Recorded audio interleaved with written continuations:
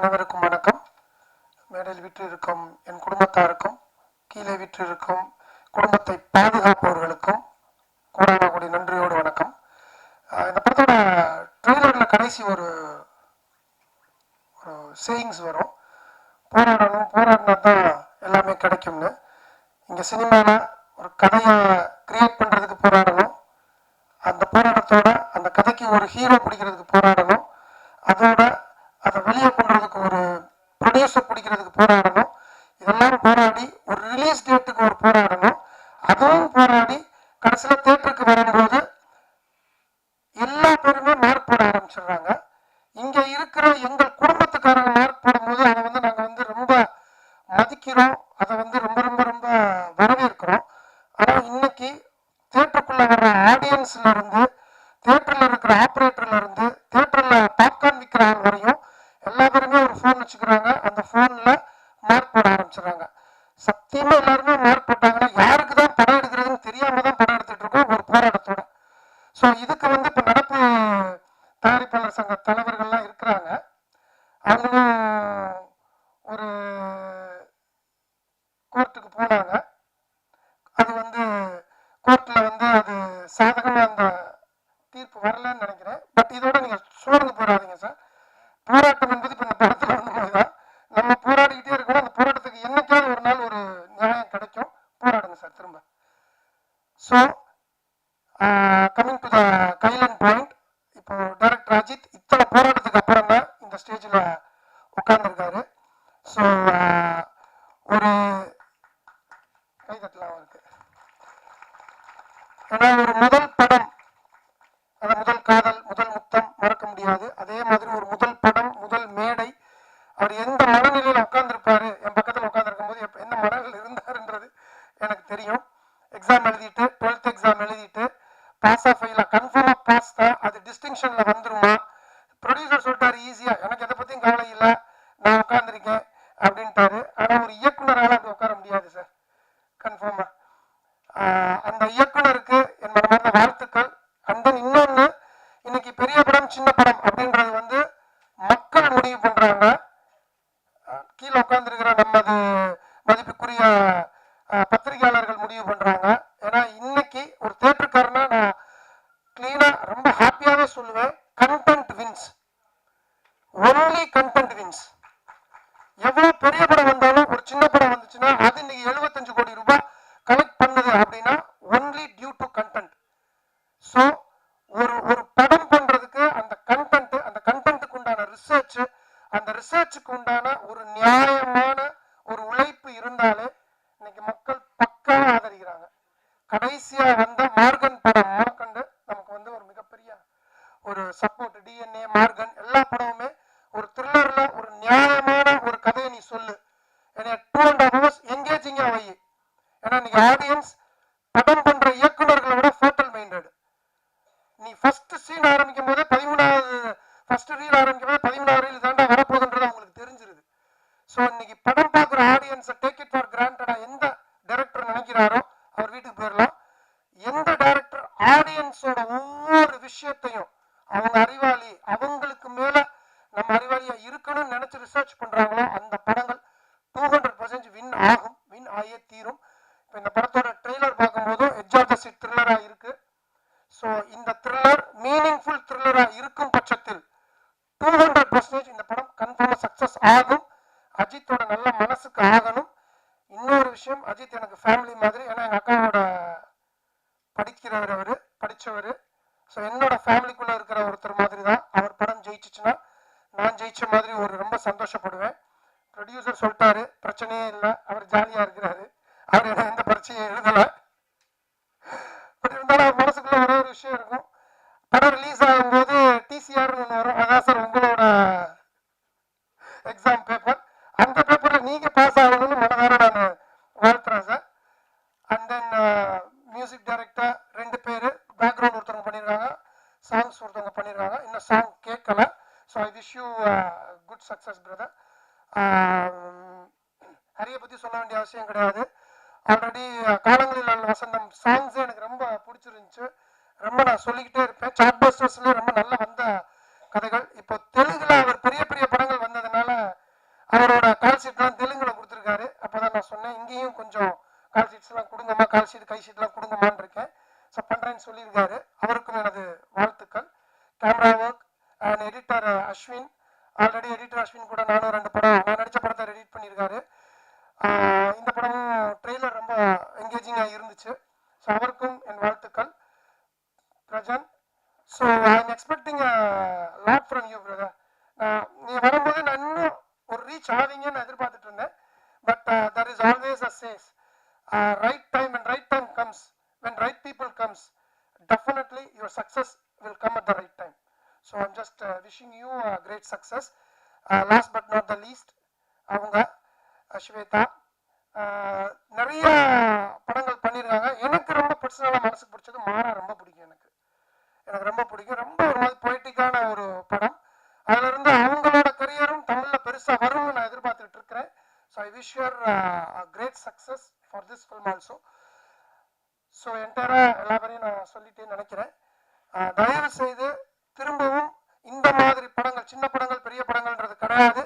படத்தோட தரமும் படத்தோட நியாயமான அந்த சக்சஸும் வந்து உங்க கையில தான் இருக்கு. இன்னைக்கு இங்க இருக்கிற என் பத்திரிகையாளர்களுக்கும் மீடியா நண்பர்களுக்கும் யூடியூப் நண்பர்களுக்கும் ஒரே ஒரு விஷயம் தான் கால் தொட்டு கேட்டுக்கிறேன்.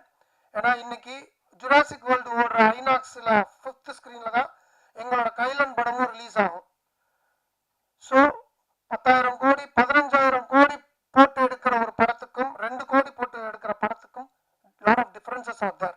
அதை நான் சொல்ல வேண்டியதில்லை, அது உங்களுக்கே தெரியும். ஆனா இன்னைக்கு பாதி பேர் வந்து கம்பேரிசன்ல தான் படம் பார்க்குறாங்க. இப்போ எனக்கு ஒரு விஷயம் புரிய மாட்டேது. 5 யூடியூபர்ஸ் வந்து கதை ஒரு ஒரு கிரிட்டிக் பண்றாங்க. 5 பேர்ல 5 பேருமே அவங்கவுங்க இதுல ஒருத்தர் மியூசிக் நல்லா இருக்குன்றாரு, ஒருத்தர் மியூசிக் நல்லா இல்லைன்றாரு, ஒருத்தர் இந்த ஃபர்ஸ்ட் ஹாஃப் நல்லா இருக்குன்றாரு, செகண்ட் ஹாஃப் நல்லா இல்லைன்றாரு, இன்னொருத்தர் ஃபர்ஸ்ட் ஹாஃப் சூப்பரா இருக்கு, செகண்ட் ஹாஃப் நல்லா இல்லைன்றாரு.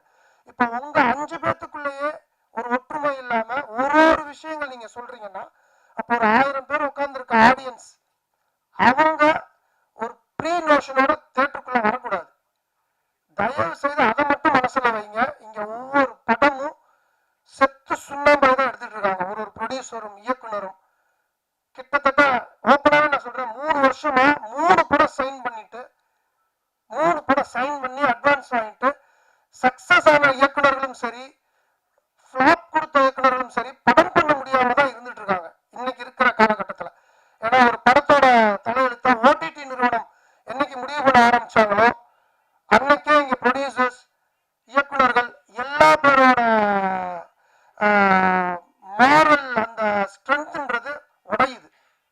ஸோ இன்னைக்கும் நான் ப்ரே பண்ற கடவுள் இந்த சினிமாவுக்கு ஏதாவது ஒரு மிகப்பெரிய சக்தியை கொண்டு வந்து தயவு செய்து ஒரு சினிமாவோட படம், ஒரு சினிமாவோட சக்சஸ், ஒரு சினிமா படம்ன்றது இயக்குனர்கள் கையிலையும் தயாரிப்பாளர்கள் கையிலையும் தான் இருக்கணும் அப்படின்னு நான் வந்து ரொம்ப ரொம்ப ரொம்ப மன்றாடி கேட்டுக்கிறேன்.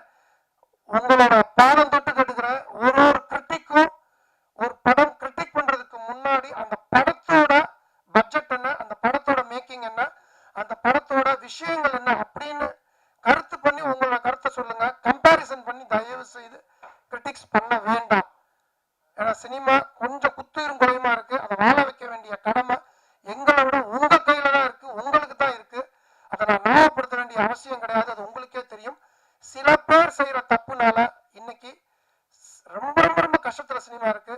அந்த சில பேர் கையில இருந்து தயவு செய்து சினிமாவை காப்பாத்துங்க. அது எல்லாம் உங்க கையில இருக்கு.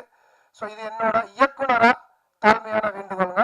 இந்த டீம் மிகப்பெரிய சக்சஸ் கொடுக்கணும். அந்த சக்சஸ்ல பார்ட் அண்ட் பார்சல் ஆஃப் நானும் இருக்கணும்னு எல்லாம் இறைவனை வேண்டிக்கிறேன். நன்றி, வணக்கம். இந்த விழாவுக்கு வந்ததுக்கு 2 பேர் காரணம். ஒன்று வந்து அருள் அஜித். அவர் திடீர்னு மெசேஜ் பண்ணி என்னை வந்து சொன்னார், சார் இந்த விழாவுக்கு வரணும் அப்படின்னாரு. எனக்கு திங்கட்கிழமை காலையிலனாலே நிறைய ப்ரோக்ராம்ஸ் மீட்டிங் இருக்கும். நான் சொன்னேன் இல்லைங்க வரலைங்க அப்படின்னு. அப்புறம் ஒரு கண்டென்ட் அனுப்பிச்சி விட்டார். எனக்கு ரொம்ப பிடிச்ச விஷயமே என்னென்னா, ஒருத்தர் வந்து சும்மா கூப்பிடாம ஒரு கண்டென்ட் வந்து இந்த கதை என்ன அப்படின்னு ஒரு பேஜ் போட்டு யாரெல்லாம் நடிக்கிறாங்கன்னு போட்டார். நான் உடனே சொன்னேன் அருள் நான் வரேன் அப்படின்னு சொன்னேன். ஏன்னா எனக்கு பிடிச்சது அந்த அந்த ஐடியா. அதாவது நான் இந்த மாதிரி ஒரு கதை எடுத்திருக்கேன், நீங்கள் வந்து இந்த விழாவில் கலந்துக்கிட்டு ட்ரெய்லர் லான்ச்சுக்கு நீங்கள் ஹெல்ப் பண்ணணும் சொல்லும்போது அந்த டிசிப்ளின், அந்த ப்ரொஃபஷனலிசம், அந்த ஒரு கமிட்மெண்ட் டு த ஃபிலிம் பிடிச்சிருந்தது. அதில் முக்கியமாக எனக்கு பிடிச்சது காஸ்ட் அண்ட் குரூவில் எடுத்த உடனே சிவிதா பேர் போட்ட உடனே, சிவிதா நம்ம ஹீரோயின் படம் பண்ணுறாங்களா அப்படின்னு சொல்லிட்டு நான் உடனே நான் வந்துடுறேன் அப்படின்னு சொல்லிட்டேன். நான் ஏன்னா நான் வந்து கார்பரேட் கரியரில் 25 வருஷம் இருந்து நான் முதல்ல ஆரம்பித்த படம், டிஸ்ட்ரிபியூஷன் அண்ட் மார்க்கெட்டிங் ஆரம்பித்த படம் பார்த்தீங்கன்னா அது எல்லாருக்கும் சர்ப்ரைஸாக இருக்கும். நான் கடைசியாக வந்து கார்பரேட் கரியரில் பண்ண படம் இறுதி சுற்று, அதாவது லாஸ்ட் அப்படின்னு சொல்லி படத்தை முடித்தேன். அது பிறகு வந்து ஒரு படம் ஏதாவது நம்ம பிஸ்னஸில் ஆரம்பிக்கலாம், நம்ம இண்டிபெண்ட்டாக படம் ஆரம்பிக்கணும் அப்படின்னு நினச்சி நான் ஒரு படம் தேடிட்டே இருக்கேன். படம் கிடைக்கல, நிறைய அமௌண்ட் கேட்குறாங்க அப்படின்னு வரும்போது ஒரு தயாரிப்பாளர் என்கிட்ட வந்து, சார் இந்த படம் பாருங்க அப்படின்னு சொன்னார். சிவதா நடித்த படம். அந்த படத்தை பார்த்தோன்னே ரொம்ப பிடிச்சிருந்தது. அது வந்து ஜீரோ. அந்த படத்தோட ஹீரோயின் தான் வந்து நான் சொன்னேன், இது இறுதி சுற்று படம் பண்ணிட்டு ஜீரோவில் ஆரம்பிக்க போகிறேன் அப்படின்னு நினச்சேன். But I felt nice. நல்லது, நான் கடவுள் சொல்கிற மாதிரி தான். அதாவது இறுதி சுற்று கார்பரேட் கரியெல்லாம் முடிஞ்சிச்சு தம்பி, நீ வந்து இண்டிபெண்ட்டாக ஒரு பயணம் ஆரம்பிக்கணும், ஜீரோலேருந்து ஆரம்பிக்கணும் அப்படின்னாரு. அந்த ஜீரோனுடைய ஹீரோயின் வந்து சிவிதா ரொம்ப அருமையாக அந்த படத்தில் நடிச்சிருப்பாங்க. ரொம்ப பிரமாதமான ஒரு பெர்ஃபார்மன்ஸ். 2016 வெளியான படம்.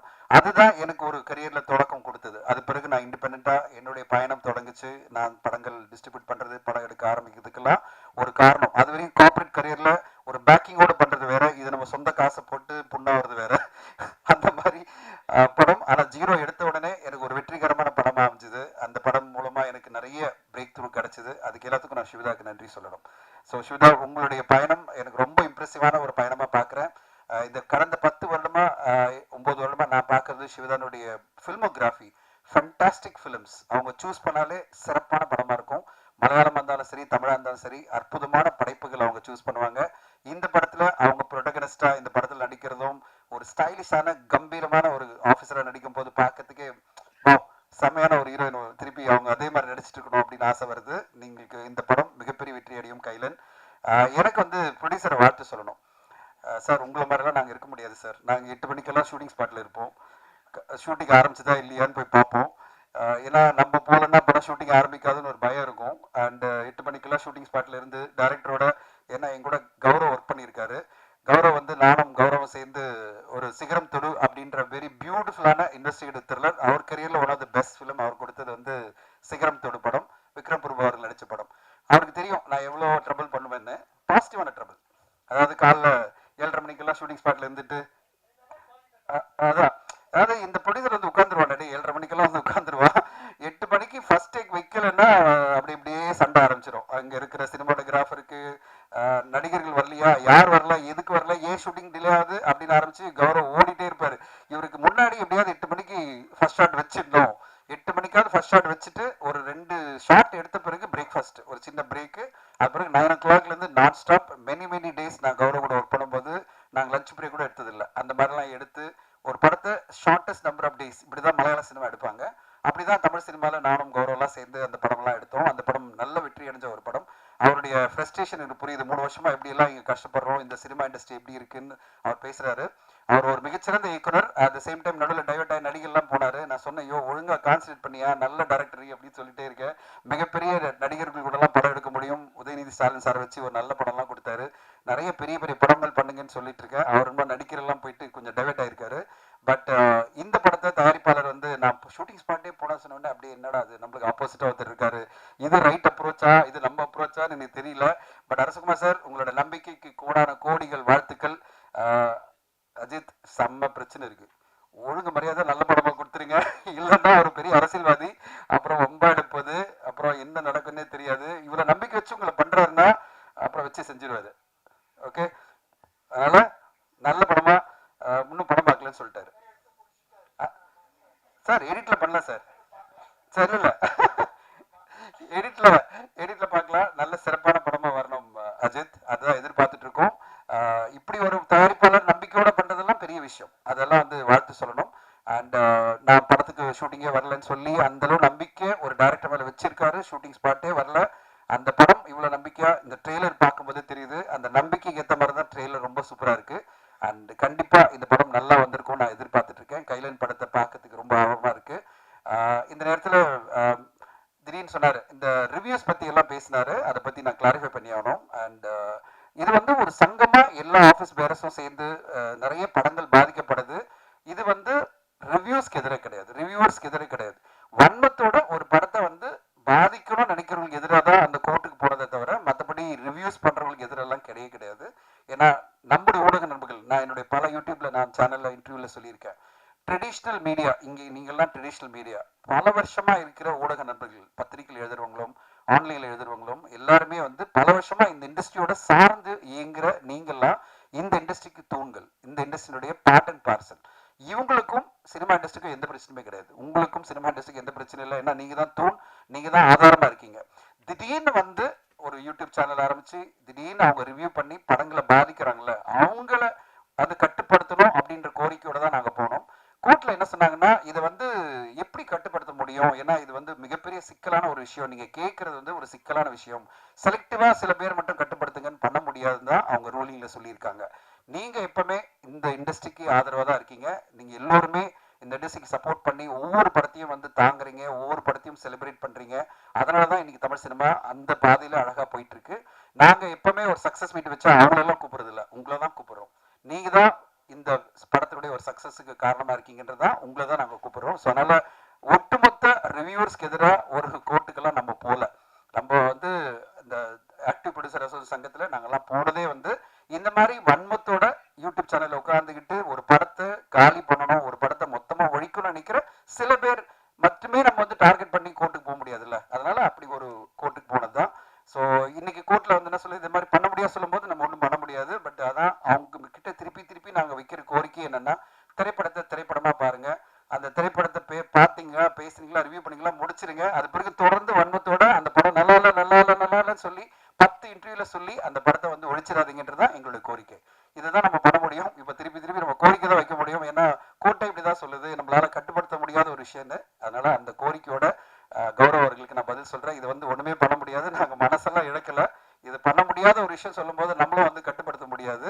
பட் கோரிக்கை வைக்கலாம், எல்லோருக்கும் கோரிக்கை வைக்கலாம், சினிமாவை காப்பாத்துங்க. அப்படி இருக்கும்போது ஒரு சினிமாவை பார்த்து கௌரவ கேட்டு சொன்னாரு, இந்த மாதிரி இவ்வளோ பெர்ஸ்பெக்டிவ் இருக்கு, 5 பேருக்கு 5 பெர்ஸ்பெக்டிவ் இருக்கு அப்படின்னு சொல்லும்போது ஒண்ணுதான் சொல்ல விரும்புறேன், அதுதான் சினிமா. இங்க இருக்கிற ஒருத்தருக்கும் ஒரு பெர்ஸ்பெக்டிவ் இருக்கும் சினிமா பத்தி, உங்களுக்கும் ஒரு பெர்ஸ்பெக்டிவ் இருக்கும், அது தப்பே கிடையாது, அதுதான் சினிமா. சினிமா வந்து ஒட்டுமொத்தமா எல்லாருமே ரசிக்கிறதுன்றது ரொம்ப ரேரா நடக்கும். அதனாலதான் சில படங்கள் வெற்றி அடையுது. கடந்த வாரம் வந்த படங்கள்ல பாத்தீங்கன்னா மார்கன் அப்படின்ற படம் மிகப்பெரிய லெவல்ல ரெஸ்பான்ஸ் வந்துட்டு இருக்கு. அதுக்கு முன்னாடி வந்த படத்துல பாத்தீங்கன்னா டிஎன்ஏ படத்துக்கு மிகப்பெரிய ரெஸ்பான்ஸ். அதுக்கு முன்னாடி நம்ம எல்லாருமே பேசுறது குடும்பஸ்தன் சொல்றோம், டூரிஸ்ட் ஃபேமிலி சொல்றோம்.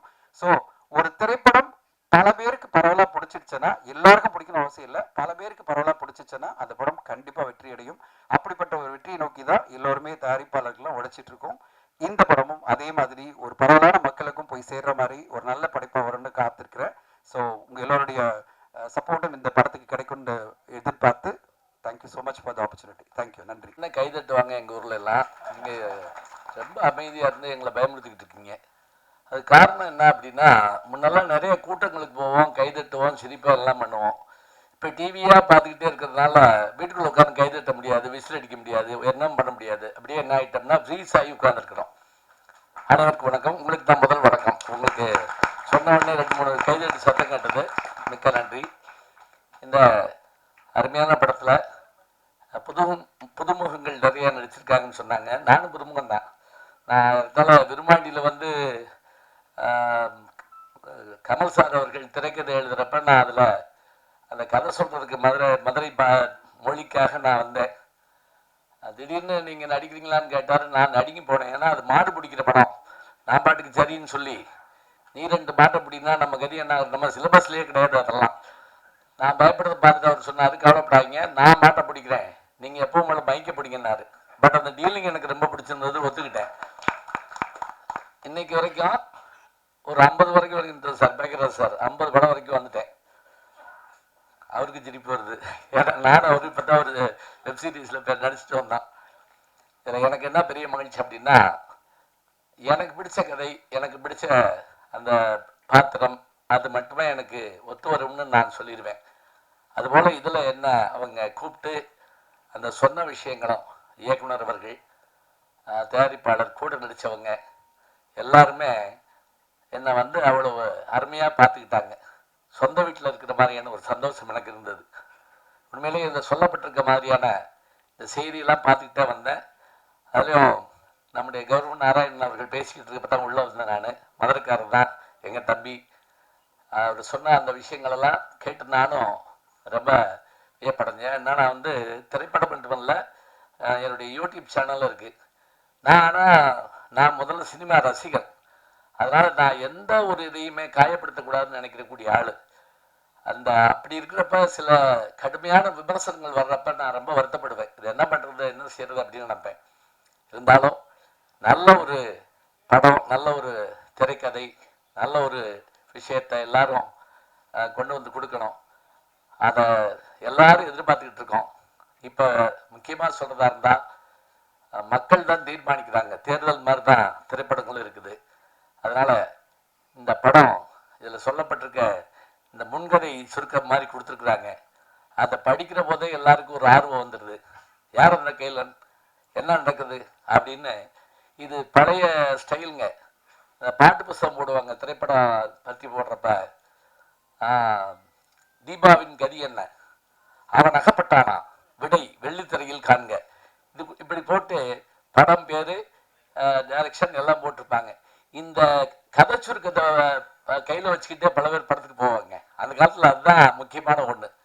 அது மாதிரி இந்த படத்துக்கு மிக அருமையாக இவர்கள் அந்த செய்திருக்கிற பணி, படத்தை நடிச்சுக்கிட்டு இருக்கப்பவே இதில் ஏற்பட்ட ஒரு மகிழ்ச்சி, எல்லாத்தையும் பந்துக்கிறதுக்கான வாய்ப்பு கிடைச்சிருக்குது. நிச்சயமாக இப்போ எனக்கு தெரிஞ்சு அவங்க சொன்னாங்க பாருங்க, அது மாதிரி இந்த சின்ன படங்கள் அழகான வெற்றி கொடுத்துட்டே இருக்கு. அப்படியே இந்த வெற்றியும் சாதாரணமான வெற்றிகள் இல்லை. அதுலேயும் டூரிஸ்ட் ஃபேமிலி, அதை நான் விமர்சனம் பண்ணியிருந்த பார்த்து சசிகுமார் சார் வந்து எனக்கு ஒரு பேட்டியே கொடுத்தாரு என்னுடைய யூடியூப் சேனலில் வந்து. அது எதுக்காக அப்படின்னா, நல்ல விஷயத்த நம்ம பாராட்டணும், அதே சமயத்தில் யாரையும் பாதிச்சிடவும் கூடாது. மோசமானது, அது ரொம்ப மோசமானது இது சொல்கிறது பெரிய விஷயம் இல்லைங்க. அது ஒரு நிமிஷம் அது நின்று பார்த்தா தான் அந்த கஷ்டம் என்னன்னு தெரியும். அதனால நான் அடிக்கடி சொல்லுவேன், பேசுறது ரொம்ப ஈஸின்னு நினைப்பாங்க. எந்திரின்னா நெஞ்சு வலி வந்துடும் சில பேருக்கு. இல்லைன்னா வெறும் ஃபோன் எடுத்து வச்சு அப்படியே அப்படின்னு கிளம்பி போயிட்டு இருப்பாங்க. அந்த கஷ்டம் அது எதுக்கு தான். இப்போ இந்த போடியமே எதுக்குன்னா, நடுக்க வெளியே தெரியாமல் இருக்கத்தான் பிடிச்சிக்கிட்டு நிற்கிறோம் அப்படியே. அதனால நமக்கு தெரியும். அதுபோல திரைப்படத்துலையும் அவங்க நடிக்கிறதுக்கும் எடுக்கிறதுக்கும் எத்தனை கஷ்டங்களை பட்டிருப்பாங்க. இதெல்லாம் நம்ம பார்க்குறோம். எல்லாத்தையும் தாண்டி ஒரு படம் ரிலீஸ் ஆகிறதும், அந்த படம் வெற்றி அடைகிறதும், அந்த யாரும் கெட்ட படம் எடுக்கிறது இல்லைங்க. இந்த படம் ஓடவே கூட அப்படி யாரும் எடுக்க மாட்டாங்க. ஓடணும் தான் எடுக்கிறாங்க. அது என்னமோ சில நேரங்களில் சூழல் அப்படிலாம் இருக்கலாம். இருந்தாலும் நம்ம வெற்றியை நோக்கி நகருவோம். வெற்றிக்கான முயற்சி எல்லாமே செஞ்சிட்டோம். இந்த சில பேர் சொல்கிறாங்கல்ல, நல்லா தான் எழுதியிருக்கேன், ஒன்றும் கவலை இல்லை அப்படிம்பாங்க. அதே மாதிரி நல்லா உழைச்சிருக்கோம், அதுக்கான வெற்றி நமக்கு கட்டாயம் கிடைக்கும். அந்த விடையை நீங்கள் தான் தரப்போகிறீர்கள். நன்றி, வணக்கம். என்னைக்கு 25 வருஷத்துக்கு முன்னால நான் ஒரு படம் எடுக்கணும் அப்படின்னு சொன்னவன், இன்னைக்கு ஒரு படத்தை டைரக்டர் நம்பி யாருமே கொடுக்க மாட்டாங்க, தனஞ்சய் சொன்ன போல. ஆனா இப்படிப்பட்ட டைரக்டர் அடைய மாட்டாங்க. கௌரவம் நாராயணன் இப்படி ஒரு டைரக்டர் கிடைக்க மாட்டாங்க. எங்க ப்ரொடியூசர்ஸ் 75% நடுத்தரில் நிக்கிறதுக்கு பல டைரக்டர்கள் காரணம். அது தெரியுமா உங்களுக்கு? இல்ல உங்களுக்கு தெரியுமான்னு கேட்டேன். நீங்க இல்ல. ஏன்னா நம்பி விடணும்னா யாருகிட்ட விடணும்? எங்க தனஞ்சயம் ஏன் போய் உட்கார்றாரு? நிறைய நல்ல டைரக்டர், அதுவும் இப்ப வர்ற தம்பிங்க ரொம்ப அற்புதமா பண்றாங்க. அவங்க சிந்தனை எல்லாம் சிறப்பா இருக்கு. ஆனா செலவு தான் ஓவரா இருக்கு. 5 கோடியில படம் முடிக்கலன்னா 9 கோடிக்குள்ள முடிச்சிடுறாங்க. ப்ரொடியூசர் ரிலீஸ் பண்ண முடியாம அவஸ்தப்படுறாரு. இந்த படம் பாருங்க, தமிழ் பெயர். இன்னைக்கு எல்லா படமும் ஆங்கில பெயர். எந்த படம் எடுத்தாலும் ஆங்கிலம் 75% வருது. அன்னைக்கு முத்தமிழறிஞர் டாக்டர் கலைஞர் என்ன பண்ணாரு, அப்போ டைட்டில் தமிழ்ல வந்துகிட்டே இருந்தது இங்கிலீஷ்ல. அவர் பார்த்தார் எப்படி ஒண்ணுல திருத்துறதுன்னு. தமிழில் பெயர் வைத்தால் 3 லட்சம் மானியம். சார் எல்லாரும் தமிழுக்கு வந்துட்டாங்க சார், இங்கிலீஷ் காணும் சார். இப்போ இன்னைக்கு பார்த்தா 75% 75% ஆங்கிலத்தில் பெயர் வைக்கிறாங்க. அந்த அருமை சகோதரர் அஜித் ஒரு அற்புதமான தமிழ் பெயரை, அதாவது திறமையானவன், நேர்மையானவன். இந்த கையில நண்பருக்கு பொருள் நிறைய நல்ல பாசிட்டிவான அர்த்தங்கள் அப்படி வைக்கணும். கம்பராமாயணத்துல திருக்குறள்ல இருக்கு நிறைய தமிழ் பேர் இருக்கு, அதை விட்டுட்டு ஆங்கிலத்துல பேர் வைக்கிறாங்க.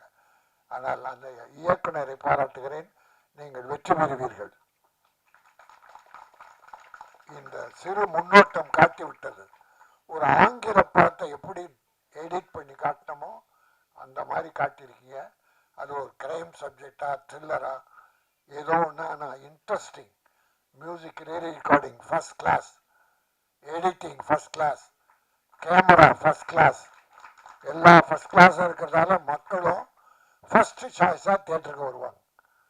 இன்னைக்கு எவ்வளோ நல்ல சின்ன படங்கள் வெற்றி பெறுது, பெரிய படங்கள்லாம் தோல்வி அடையுது. இந்த 5 வருஷம் நான் கணக்கு சொல்லிட்டு இருக்கேன். பெரிய படங்கள்லாம் சின்ன படமாகுது, சின்ன படங்கள்லாம் பெரிய படமாகுது. சூரிய என்ன சார் பெரிய அழகனா? காமெடி நடிகன் சூரிய பரோட்டா துண்ணு, பரோட்டாவா தின்னானே, அவன் காமெடி பண்ணிட்டு இருந்தான். தம்பி அன்பான தம்பி, அதனால அவன் நான் பண்றேன் சார். 4-5 படம் சக்சஸ் சார். என்ன கதை இருந்தது, அதுல குடும்பம் இருந்தது, கிளாமர் கிடையாது, வல்கர் கிடையாது, குரூப் டான்ஸ் கிடையாது, ஒரு பெரிய ஃபைட் கிடையாது, கதை இருந்தது, நல்ல குடும்ப கதை இருந்தது. அதனால கதைகள் கிராமத்துல கொட்டி கிடக்கு சார், ஒவ்வொரு வீட்டில் இருக்கு சார், வீதியில் இருக்கு சார். என் அருமை தம்பிகள் வர்ற டைரக்டர்ஸ் தமிழ் பண்பாடு குறையாத தமிழ் கலாச்சாரம் மிக்க படங்களை எடுங்க. இப்ப நிறைய குடி பெருகிடுச்சு, அராஜகம் அதிகமாகிடுச்சு, கொலை கொள்ள அதிகமாகுதுன்னு எல்லாரும் கத்துறாங்க. நடக்குது, 1-2 நடக்குது. அது சட்டம் ஒழுங்கு ஒன்றும் கெட்டு போல, வழக்கமா நடக்கிற மாதிரி நடக்குது. அது குடி போதையும் ஒரு காரணம். இன்னைக்கு பல டைரக்டர்ஸ் பெண்கள் ஹீரோயினை குடிக்கிறத காட்டுறான் சார். நிறைய படத்துல சார் ஹீரோயினை குடிக்கிறா சார். அது தயவுசெய்து வேண்டி கேட்டுக்கிறேன், பெண்கள் தான் இந்த குடும்பத்தை காப்பாற்றுற தெய்வங்கள்.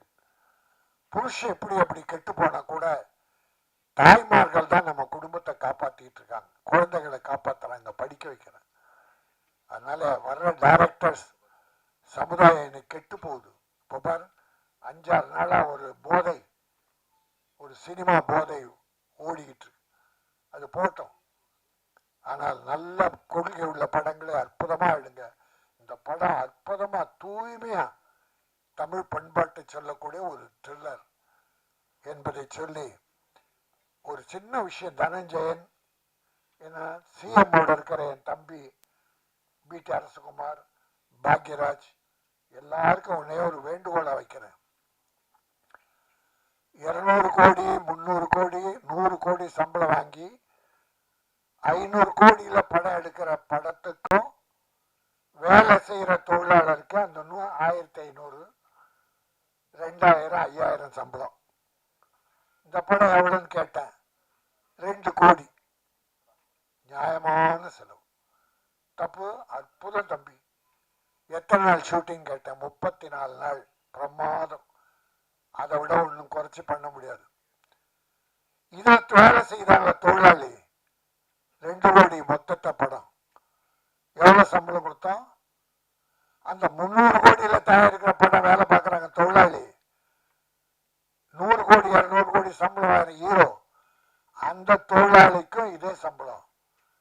இந்த 2 கோடியில படம் எடுக்கிறவங்களும் ஒரே சம்பளம். சரி, 500 கோடியில் எடுத்த படம் தியேட்டர்ல போகும்போது 150 ரூபா டிக்கெட்டு, 100 ரூபா டிக்கெட்டு.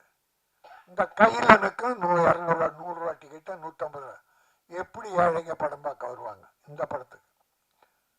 அதனால மாண்புமிகு தமிழக முதல்வரை இதை நான் ஒரு ஒரு ஏதோ தவறா சொல்லல, ஒரு வேண்டுகோளா, தொழிலாளிக்கு இப்ப இருக்கிற சம்பளம் இருக்கட்டும், இந்த 300 கோடி 400 கோடி படத்தை கொஞ்சம் ஏற்றி கொடுங்க. சினிமாவில் சின்ன படங்களுக்கு 60 ரூபா டிக்கெட்டு, 80 ரூபா டிக்கெட்டு, அப்படி ஆக்கினா ஏழைங்க உள்ள வருவாங்க. சின்ன ப்ரொடியூசர் வாழ்வாங்க. இப்போ என் தம்பி இந்த படம் ஜெயிக்கும், போட்ட பணம் வரும், அவன் திரும்பி இன்னொரு படம் எடுப்பான். அவன் தொடர் இனிமே படத்தை விட மாட்டான். படம் எடுப்பான், சாதிப்பான், மிகப்பெரிய ப்ரொடியூசர் பேர் எடுப்பான். நான் அவன் கூட சின்ன வயசத்தில் நடிப்பேன். கொடுப்பியா? இந்த கைலன் மிகப்பெரிய வெற்றி பெற வேண்டும். இதில் நடித்தவர்கள் பாருங்க, நிறைய படத்துல ஹீரோயினிங்க வரவே மாட்டாங்க ஆடியோ ஃபங்க்ஷனுக்கு. இதில் நடித்த நடிகர்லாம் வந்திருக்காங்க. உங்களை நான் வாழ்த்துகிறேன். போகணும் படம், நீ நடித்த படம்னா அந்த ப்ரமோஷனுக்கு போகணும். ஹீரோ நான் போக மாட்டேன், அதுக்கு பணம் கேட்குறாங்க சார். சம்பளம் வாங்குறது டப்பிங் முன்னால சம்பளம் வாங்கிடுறான். ப்ரொடியூசரை கேடு கட்டாலும் பரவாயில்ல, எனக்கு நீ டப்பிங் முன்னால பணத்தை விட்டுன்னு வாங்கிடுறான். ப்ரமோஷன் கொடுத்தா அதுக்கு 5 லட்சம் 10 லட்சம் கேட்குறாங்க சார். இந்த அக்கிரமெல்லாம் ஒழியணும், நல்லது நடக்கணும், சினிமா செழிக்கணும், ஆடியன்ஸுக்கு நல்ல படங்களை கொடுக்கணும். அந்த வரிசையில் கைலன் மிகப்பெரிய வெற்றி பெற்று சாதனை படைக்கணும். என் தம்பி பிடி அரசகுமார் அரசியல்வாதியாக மட்டுமல்லாமல் ஒரு நல்ல தயாரிப்பாளர்கள் வளரும். என்னுடைய வாழ்த்துக்கள். நன்றி, வணக்கம். ஒன்றும் இல்லை, இந்த ஜிஎஸ்டி வரி வந்த உடனே தமிழ்நாடு பூரா,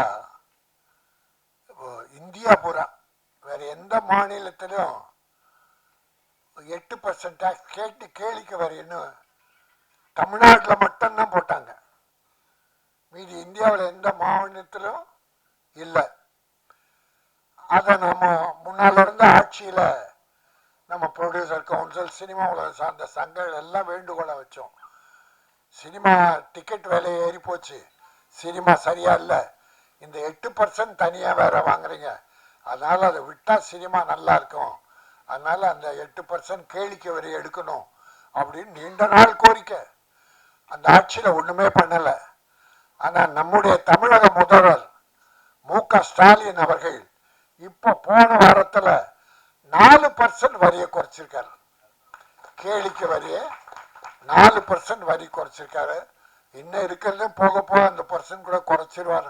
குறைக்க வேண்டும் என்ற வேண்டுகோளை வச்சு அவர் எல்லாருக்கும் ஒரு கிளாப் பண்ணி தமிழக முதல்வருக்கு நன்றி தெரிவிக்கணும். ஏன்னா என் தம்பியுடைய படம், அந்த படத்துக்கு அவருக்கு நிறைய உரிமை இருக்கு. இந்த படத்தில் நம்ம நன்றி சொல்வது சரியா இருக்கும் என்பதால மாண்புமிகு தமிழக முதல்வர் மு.க. ஸ்டாலின் அவர்களுக்கு கேளிக்கை வரி 4% குறைத்த காரணத்தால் அவருக்கு சினிமா உலகம் நன்றி தெரிவிக்கிறது. பூந்தமல்லியில் ஏறக்குறைய ஒரு 250 கோடியில் ஒரு சினிமா சிட்டி கட்டிக்கிட்டு இருக்கார், ஆரம்பிக்கிறார்.